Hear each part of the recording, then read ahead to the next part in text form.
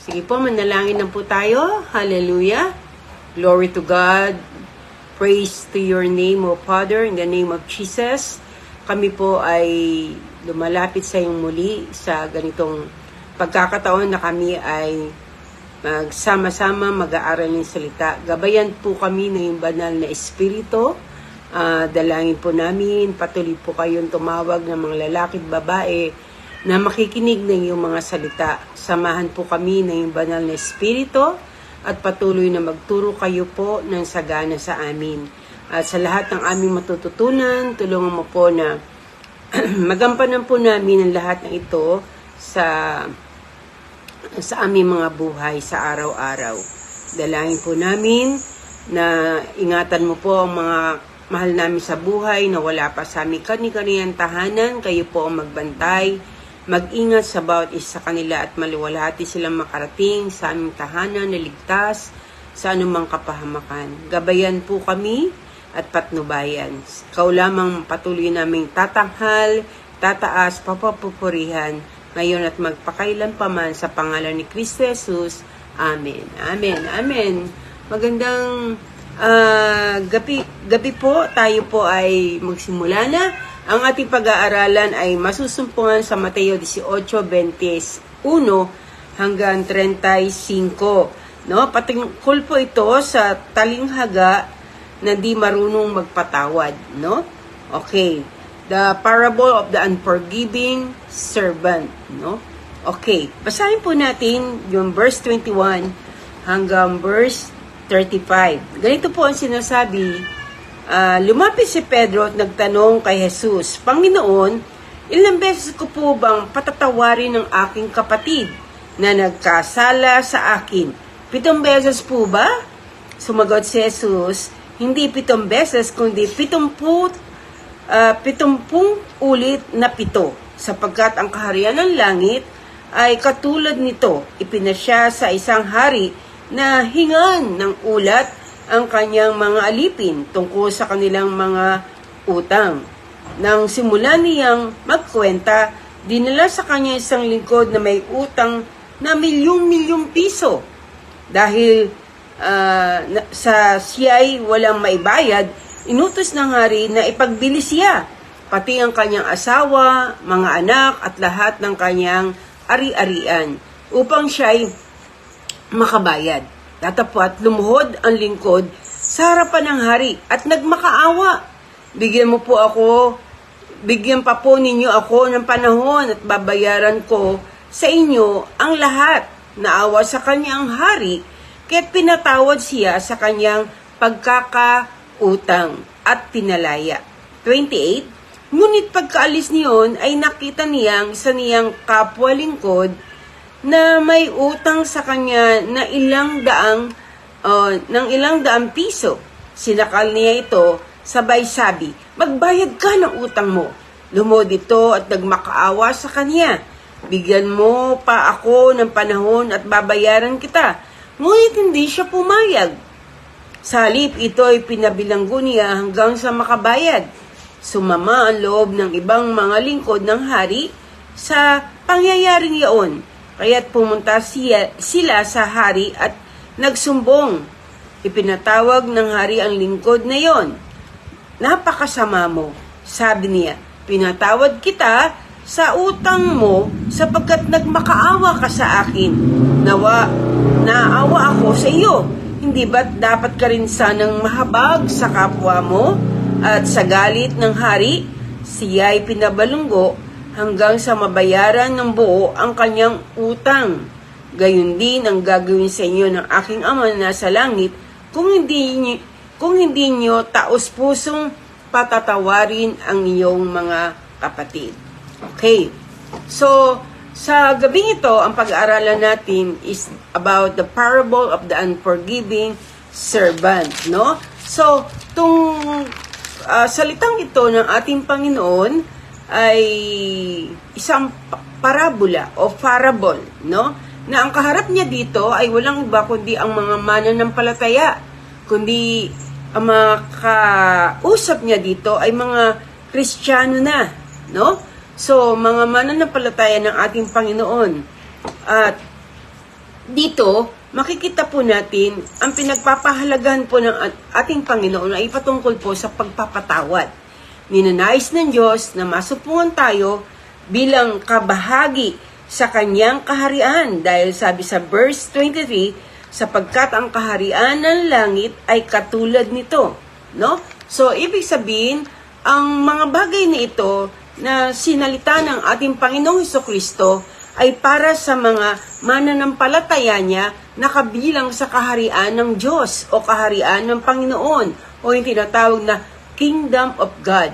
No? So, gusto nating ipakita po dito yung kagahalagahan ng pagpapatawad at ang mga tao na nasa Kingdom of God o yung pinaghaharian ng Panginoon o nasa kaharian ng Diyos ay kinakailangan magpatawad. If you are in the Kingdom of God, so in the Kingdom of God, there is forgiveness, no? Hindi po ito Kingdom of Revenge o yung tinatawag na kaharian ng paghihiganti. Dahil ang paghihiganti ay hindi po nais ng Panginoon. But, itinuturo po dito sa parabola ng ating Panginoon o parable ng ating Panginoong Hesukristo, yung tinatawag na pagpapatawad. Nagtapat matutunan daw po natin na tayo rin naman ay magpatawad. So, nagsimula po ang kasaysayan ng tanungin ni Pedro ang ating Panginoon Jesus na, Panginoon, ilang beses ko bang patatawarin ang aking kapatid? Hanggang ikapito po ba? So, sinasabi po ni Pedro na hanggang 7 times lang ba ako magpapatawad?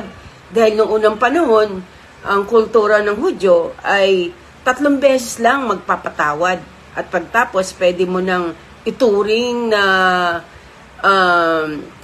hentil, gaya ng hentil, o hindi kapatid, ang iyong kapatid, no? Pero dinagdagan pa nga ni Pedro, kaya sinabi niya, hanggang 7 lang ba? No? 7 beses ko lang ba napapatawarin ng aking kapatid na nagkasala, no?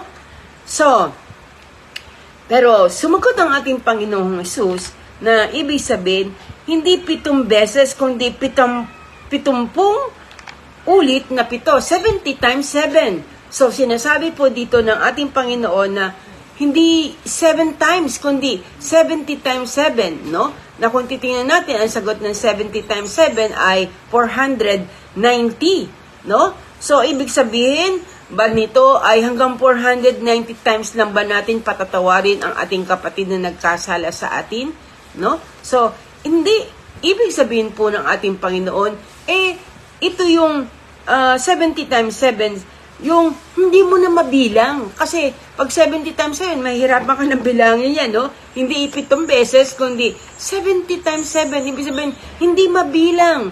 Kahit anong nagawa mo, pagkakasala na yung kapatid, at kung siya hingi ng tawad, o kahit di humingi ng tawad, patawarin natin siya, no? Sapagkat yun ang sinasabi ng ating Panginoon, no? Sabi sa John 13:34 to 35, John 13:34 to 35, sabi po doon, ito po ay John 13:34 to 35, ito po ay patungkol sa pag-ibig, no?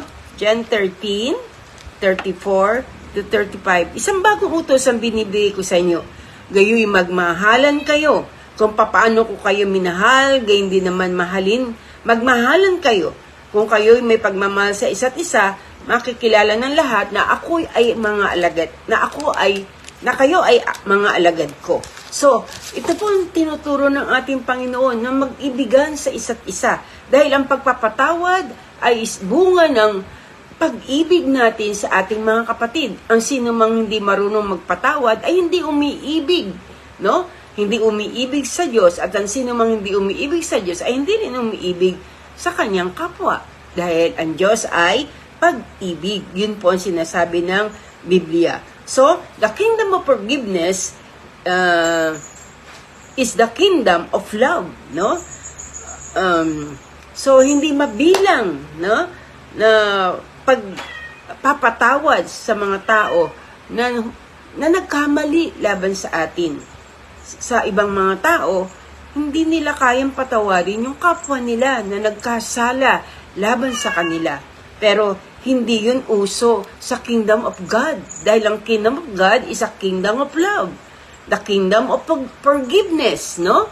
Ang kaharian ng Diyos ay kaharian ng pag-ibig at ang kaharian ng Diyos ay kaharian ng pagpapatawad. So kung sinasabi natin na tayo umiibig sa ating kapwa, kinakailangan marunong tayong magpatawad. Sabi nga sa unang Korinto 13, talatang 4, unang Korinto 13, talatang 4 hanggang 7. Sabi doon sa verse 4, ang pag-ibig ay matyaga at magandang loob, hindi mainggitin, hindi mayabang, ni mapagmataas man, hindi magasbang ang pag-ugali, hindi makasirili, hindi magagalitin o mapagtanim ng sama ng loob sa kapwa. Hindi ito natutuwa sa masama. Sa halip ay nagagalak sa katotohanan. Ang pag-ibig ay matiisin,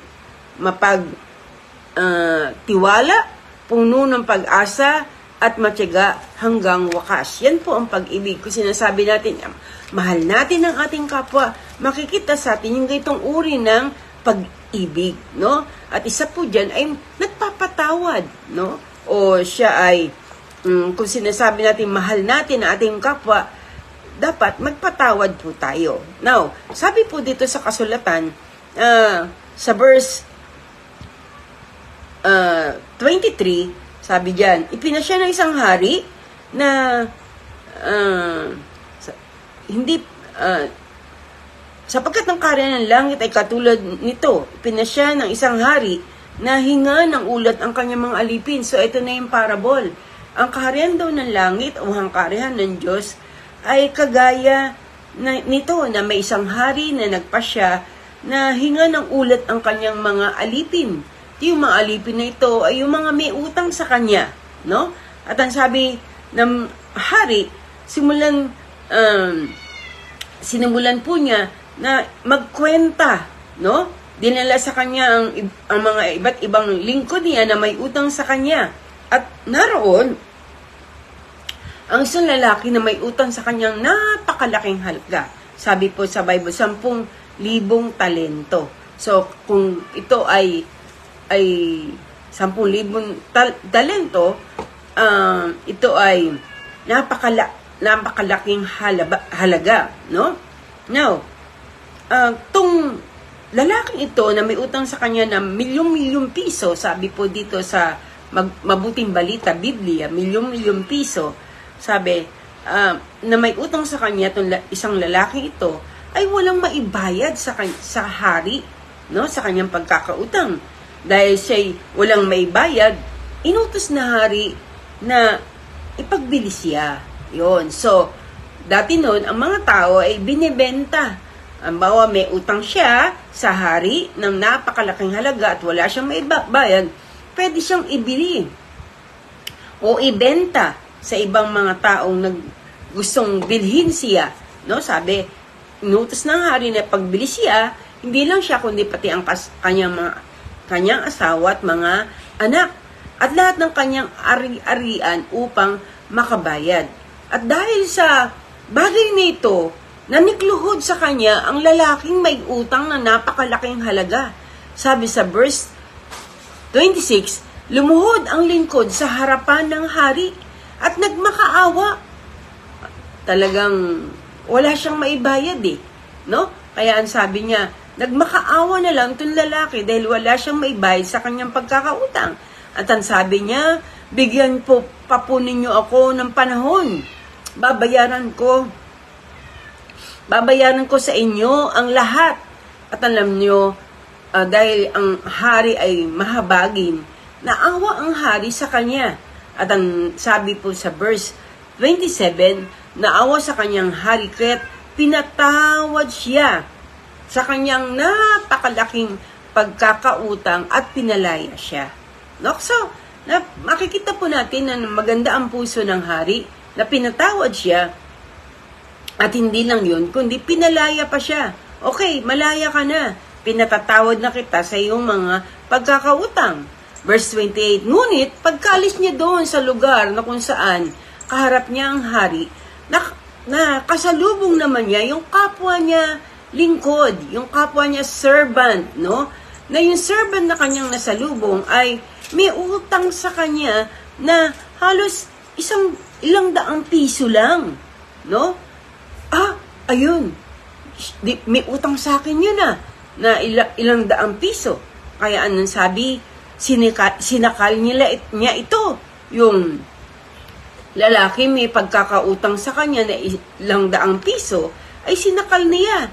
At sinabi sa kanya, magbayad ka ng utang mo. Magbayad ka ng utang mo. Pero, tong lalaking ito, na kanyang kapwa servant, kapwa lingkod, ay lumuhod sa kanyang harapan at nagmakaawa na sinabi rin niya, yung sinabi niya doon sa hari, na ang sabi ng servant, na kapwa niya servant, ay, bigyan mo ako ng panahon, babayaran kita. Hindi ko tatakasan yung utang ko. No, napakaliit lang yun, ilang daang piso. Pero sabi niya, sa ngayon, wala akong pera. Bibigyan kita ng bayad, pero hindi mo na ngayon. Pero ang sabi sa verse 30, ngunit hindi siya pumayag. Ito po ang nakakalungkot, Hindi siya pumayag doon sa lalaking kapwa niya alipin na sinabi sa kanya na hindi ko mababayaran utang ko ngayon dahil wala ako. Sabi, nagmakaawa siya pero hindi at ang sinabi niya, sa mga susunod na panahon, babayaran kita. Ngunit hindi siya pumayag sa verse 30, sa halip ito pinabalunggo niya hanggang sa makabayad. So, ganitong ginawa ng lalaki na pinatawad ng hari na sinabi niya, kung wala kang may bayad, ipakukulong kita. Kaya yung kapwa niya alipin ay pinakulong niya. No? Ngayon, ang nangyayari sa verse 31, sumamang ang loob ng mga nakakita at nakasaksi na kapwa niya mga lingkod, kapwa niya servant, kapwa niya alipin. No? At tumakbo itong mga kapwa niya alipin na doon sa hari at sinaysay yung nakita nila. Dalawang mata nila ang nakasaksi na itong lalaking pinatawad ng hari ay hindi marunong magpatawad sa kanyang kapwa alipin. At siya ay bumalik sa hari at sinabi sa hari ang pangyayaring yon. Kaya pumunta sila sa hari at nagsumbong, no? At pinatawag ng hari ang lingkod na yon. Yan. So, pinatawag ng hari muli, bumalik sa kanyang harapan, yung lalaking pinatawad niya sa napakalaking pagkakautang. At ang sabi ng hari sa kanya, napakasama mo. Oh! Anong sabi? Napakasama mo, hindi lang masama, no? Kundi napaka. Ibig sabihin, mas pinakamasama, napakasama mo. Sabi ng hari, pinatawad kita sa utang mo sapagkat nagmakaawa ka sa akin. Naawa ako sa iyo. Hindi ba't dapat ka rin namang mahabag sa kapwa mo? Tama po ba ang hari? Tama ang hari. No? So, ang sabi ng hari sa kanya, napakasama mo. Pinatawad kita sa napakalaki mong utang. Pero ano ginawa mo yung kapwa na may utang na maliit? Daang piso lang, no? Ano ginawa mo? Hindi mo pinatawad at pinabilanggo mo siya hanggang mabayaran niya ng buo ang kanyang utang. 35, gayon din ang gagawin sa iyo ng aking Ama na nasa langit kung hindi ninyo taos pusong patatawarin ang inyong kapatid. So, ano pinupunterya po dito? Na dapat sana itong lalaking ito, maging grateful siya dahil pinatawad siya, napakalaki niyang utang, milyon ang pinatawad sa kanya. Pero nakakalungkot dahil hindi niya ginaya yung hari na napakabuti sa kanya. Hindi siya marunong magpatawad sa kanyang kapwa alipin. No? So, tinuturo po dito ang lesson ng ating aralin na we must forgive other. Kinakailangan na magpatawad tayo sa ating kapwa. No? Parang ganun eh. No? Na ang ginawa ng ating Panginoong Kristo, no? Pinatawad tayo ng ating Panginoong Jesus. Dinala niya sa krus ang lahat ng ating kasamaan, kasalanan. Pinatawad tayo kahit hindi tayo karapat dapat patawarin. Kahit napakasama natin, kahit napakalaki ng ating mga kasalanan, pinatawad tayo ng ating Panginoon. Pero no ginawa ng marami, hindi nila kayang mapatawad yung mga tao na nagkasala laban sa kanila. No? May mga tao pa rin, yung sino ngayon nasa kingdom of God, nasa kaharian ng Diyos, tayong mga pinatawad ng ating Panginoon. Pero tayo na pinatawad ng ating Panginoon, gusto ko kayong tanungin, marunong po ba kayong magpatawad sa mga taong nagkasala laban sa inyo? May tao po ba na galit sa inyo o galit ka sa taong yun na hanggang ngayon di mo pa napapatawad? Naku po, maghumusdili po kayo. Kinakailangan magpatawad po kayo. Kasi paano tayo papatawarin ng Diyos sa ating mga kasalanan kung hindi tayo marunong magpatawad ng ating kapwa? Di ba itinurong panalangin ng ating Panginoon Jesus sa aklat ng Mateo na sinabi, patawarin mo kami sa lahat ng aming mga kasalanan gaya ng pagpapatawad namin sa mga taong nagkasala sa amin. Paano tayo patatawarin ng ating Panginoon sa ating kasalanan kung hindi tayo marunong magpatawad sa ating kapwa na nagkasala laban sa atin? So, we must forgive. Matuto tayo magpatawad. No? Tandaan po natin, hindi natin kayang mabayaran ang ating mga pagkakautang sa Diyos. Hindi natin kayang bayaran ang ating mga kasalanan sa Panginoon. Kaya nga, si Jesucristo ay pumarito dito sa balat ng lupa, sa ibabaw ng lupa, para magbayad ng ating mga kasalanan. Kasi hindi natin kayang bayaran ang ating mga kasalanan eh. No? Hindi natin kayang bayaran ang ating mga utang. At tayo ay mapapahama kagaya ng lalaki na pinagbili, pati ang kanyang asawa at mga anak at ari-arian, dahil hindi niya kayang bayaran ang kanyang utang. Tayo rin naman. Pwede tayong diretso sa impyerno dahil hindi natin kayang bayaran ang ating mga utang. Pero dahil mahabagin ng Diyos, maawain ng Diyos, dahil mahal tayo ng Panginoon, pinatawad niya tayo sa ating mga kasalanan. Yan ang ginawa ng ating Panginoon sa Kristo, kaya siya ay napako sa krus upang magkaroon tayo ng kapatawaran sa lahat ng ating mga kasalanan. And God is willing, no, to let us off yung debt, yung utang natin. Hindi natin ito mababayaran. But Jesus died on the cross, namatay sa krus upang siya ang magbayad ng ating mga kasalanan, upang gayon man tayo ay magpatawad sa mga taong nagkasala sa atin. No? Okay, yung servant ay na hindi nagpatawad ay na-tortured, no? Na-torture siya, sabi, anuhin siya, ikulong siya, paluin siya, no? So, dahil hindi siya marunong magpatawad, no? Nanatili siyang bitter and resentful, no? Na pinagdusahan niya yung mga bagay na hindi niya pagpapatawad, di ba? Marami taong ganyan sa mga araw nito na kahit Christian na sinasabi nilang Christian sila, pero may mga tao pa rin hindi nila mapatawad. Bitter pa rin sila. Nasa puso nila yung galit, yung inggit, yung inis dun sa mga tao na yun na gumawa sa kanilang masama. No? Gumaganti sila. Nagre-rebelde sila. Nagre-revenge sila.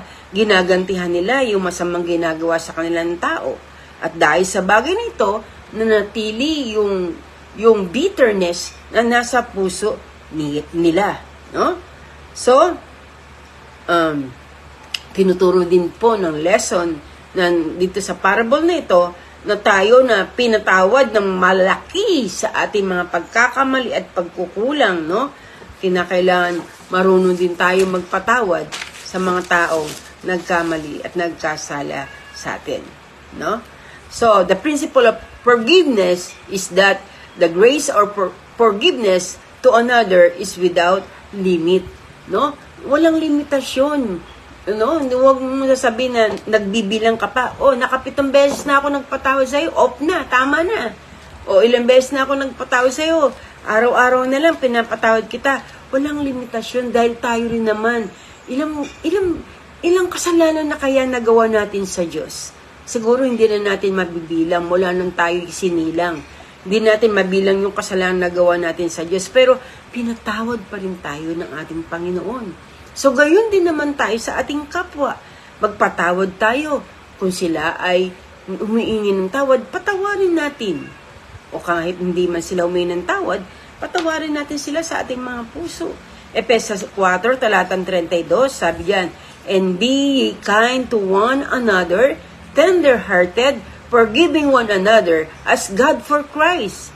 For Christ's sake, hath forgiven you. Alang-alang kay Kristo nagpatawad sa atin, magpatawad tayo. Maging mabait daw tayo, maging mabuti daw tayo sa lahat. Maging malambot ang ating mga puso na handang magpatawad gaya ng ginawa ni Kristo, nagpatawad ng mga kasalanan natin. No? So, we have received much grace. Tumanggap tayo ng napakaraming biyaya, kaawaan, grasya ng Diyos, no? Sabi sa Romans 5 verse 8, while we were yet sinners, no? Nang makasalanan pa tayo, ginawa na ni Jesus ang pagpapatawad sa atin, no? Pinatawad niya tayo, sabi, while we were yet sinners, Christ died for us. Namatay siya hindi para sa mabubuti, kundi sa makasalanan kagaya natin, no?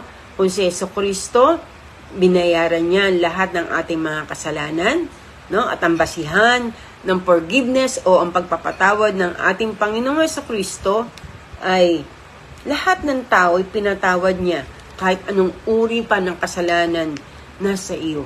No, tinataglay mo, handa kang patawarin ng Diyos dahil yun ang biyaya. Sapagkat sa biyaya tayo nangaligtas sa pamagitan ng pananampalataya, no? So dahil sa biyaya lang ng Panginoon, hindi dahil naging mabuti tayo, hindi dahil sa ganitong ginawa natin, hindi dahil sa ganoon, sabi nga sa Biblia, walang sino mang humanap sa Diyos. Roma 3:23, lahat ay makasalanan. Pero dahil sa biyaya ng Diyos, binigyan niya tayo ng kapatawaran sa ating mga kasalanan. Yung inang servant na hindi nagpatawad sa kanyang mga kasalanan, pero pinatawad siya ng ating Panginoon. No? Tayo din naman magpatawad tayo sa sino man tao na naka-offend sa atin, nagkasala laban sa atin, o nagalit sa atin, we must forgive. Na ang ating mga puso ay puspusin natin ng pagpapatawad sapagkat ito ang kalooban at nais ng Panginoon. No? Bakit nga tayo dapat pang magpatawad? O, sabi sa verse 27, naawa ang hari, kaya pinatawad siya. We must have a compassion in our heart. Magkaroon tayo ng awa. Alam nyo, mas kaawa-awa yung taong, yung hindi marunong magpatawad. Kasi yung galit ng Diyos sa kanya. Ayaw kasi ng Diyos na hindi tayo marunong magpatawad. So kaawa-awa yung mga tao, no? Na hindi marunong magpatawad, o yung mga tao na punong-puno ng kasalanan, nakakaawa yun. Kaya nga tayo pinatawad ng Diyos, ng ating Panginoong Jesus, kasi nakita niyan na tayo ay tuloy-tuloy sa impyerno kung mamamatay tayo. Wala tayong pag-asa. Wala tayong magandang kahiyatnan dahil kung hindi tayo patawarin ng Diyos. Pero naawa ang Diyos sa atin. No? So, pangalawa, kinakailangan magpatawad tayo dahil mabuhay man o mamatay man, tayo ay sa Panginoon. No? Tayo po ay sa ating Panginoon. No? Kung nasa kaharian tayo ng Diyos, kinakailangan tayong magpatawad. Sino man ang nagkasala. Hindi na usapan dito kung sino nagkamali, kung sino nagkasala. Siya ba o ikaw? Kahit ikaw ang tama, siya ang mali, o siya ang tama, ikaw ang mali, magpatawad tayo. O kung ikaw naman nagkasala, humingi ka ng tawad. Kalooban ng Diyos na tayo humingi ng tawad sa mga tao na nagkasala sa atin. At sabi sa verse 33 to 34, pinabilanggo, no? Mia, yung lalaki. No, alam nyo, napakapangit ng mabilanggo tayo, no? Hindi lang sa rehas bakal na rehas, kundi mabilanggo tayo ng hindi pagpapatawad. No? Forgiveness is a freedom. Kung tayo magpapatawad, tayo po ay nakalaya na. Napakahirap nung meron kang dinadala sa puso mong bigatin, may dinadala ka sa puso mong di pagpapatawad, inggit, meron kang masamang kaisipan sa iba, no? Napakahirap po noon, no? Magkakasalubong kayo, tapos iikot ka pa dahil alam mo makakasalubong mo siya. Napakahirap, sabi nga, nasa torment yung taong hindi marunong magpatawad eh. Pero freedom, ang kalayaan na tatanggapin ng mga taong nagpapatawad. Forgiveness is freedom, no? Paglaya. Hindi natin ma-enjoy ang buhay na ito kung may kagalit tayo. Hindi natin ma-enjoy ang buhay na ito kung meron tayong daladalang di pagpapatawad sa ating mga puso.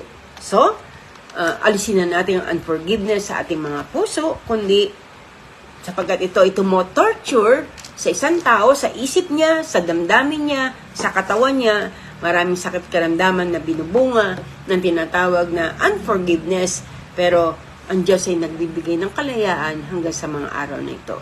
Be free. And forgiveness is freedom. Amen? Okay, manalangin po tayo. Magpasalamat tayo sa Diyos. Hallelujah. Thank you, Lord. Maraming salamat, Panginoon, sa iyong kabutihan sa amin. Salamat sa iyong salita na pinaalala mo na kinakailangan kami maging mapagpatawad. Salamat po dahil kabilang kami sa Kingdom of God, sa Kingdom of Jesus Christ. Lord, maraming salamat po dahil kami po ay kabilang sa iyong kaharian. Kami pong lahat ay inuutusan mo. It is not optional, but it is your command na kami lahat ay magpatawad sa lahat ng mga tao nagkasala laban sa amin, sa mga tao na nagkamali sa amin, na gumawa ng masama sa amin, kahit na nga po na kami po ang nakagawa ng masama sa kanila, kinakailangan humingi rin kami ng tawad at magpatawad din kami. Salamat sa iyong mga paalala. Alam namin ito isang paraan mo upang kami linisin, ayusin ang aming mga buhay. Salamat sa pagtutuwid mo, salamat sa iyong mga salita. Sa oras na ito, sino man na merong hindi pagpapatawad sa puso niya, sa oras na ito, tulungan mong makalaya po siya. Tulungan mo na patawarin niya ng totoo at totohanan yung mga taong nakasakit sa kanya, yung mga taong nakagawa sa kanya ng masama. Palayain na niya ang kanyang sarili dahil para rin sa kanya. Ito, napakagandang buhay na magkaroon kami ng kalayaan sa hindi pagpapatawad. Sa oras nito, abutin mo po ang mga nagpapakumbaba at ang mga nagpapakumbaba ay tataas mo. Tulungan mo, Panginoon, mula sa gabing ito ay makapagpatawad sila sa mga taong nakagawa sa kanilang kasalanan. Lord, yung mga lahat na nakikinig sa oras na ito at makikinig, dalangin po namin ang iyong banal na Espiritu ang humipo sa kanila. Udyukan sila ng Espiritu Santo upang makita nila ang kanilang kalagayan sa iyong harapan. At kung magkagayon, makalaya po sila. Sa oras na ito, dinudulog din po namin sa iyo ang mga kapatid po namin na may mga sakit at karamdaman. Abutin mo po sila, Ama. Kagalingan na ipagkaloob mo sa kanila. Hindi kami hihinto sa pananalangin. We will never give up. Para sa mga kapatid namin na may sakit at karamdaman. We are praying for Sister Jennifer. Lord, kahabagan mo po siya. Alam namin na ikaw ang Diyos ng dakilang himala. Ikaw ang Diyos ng himala. Sa oras na ito, paghimalaan mo po siya. Huwag siyang mapagod, Panginoon, ng pananampalataya sa iyo. Ng pagtitiwala sa iyo. Kundi, bagkus, sa kabila ng lahat, patuloy siya sumampalataya at magtiwala na ikaw ang Diyos na makapangyarihan sa lahat. Hindi lang po siya, lahat po ng aming mga kapatid na may sakit at karamdaman, Sister Malu, Sister Laila, yung aming mga kapatid, Panginoon, hindi ko nababangkitin ng pangalan, kilala mo na po siya, lahat ng lumapit sa harapan. Nung linggo, Lord, abutin mo po sila, magpatotoo po kayo sa kanila, si Ateng, Panginoon, si Sister Remy, abutin mo po siya, kompletong kagalingan, ang padaluin mo po sa kanya. Panginoon, alam namin na mahabagin ka at maawain, punong-puno ng tulong at grasya, Panginoon. Pakita mo sa kanila na ikaw ay mabuting Diyos, ikaw ay tapat na Panginoon na gumagawa ng himala.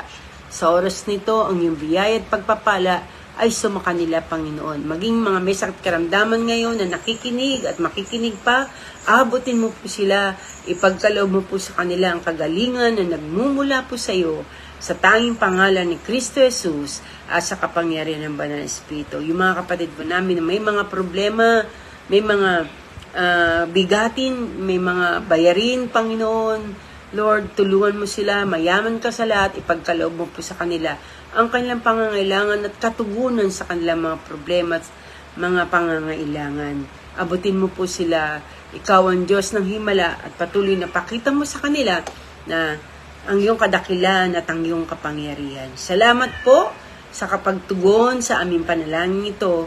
Luwalhati sa iyo, pagsamba sa iyo, karangalan ay sumayo, luwalhati, papuri, pagdakila, pagsamba ay sumayo lamang, O Diyos. Salamat po, Ama, sa katugunan ng aming mga panalangin, luwalhati, parangal sa iyo lamang. Sa inang pinagkakatiwalang panalangin ito, sa tanging pangalan ni Kristo Jesus. Amen, amen, amen. Amen po.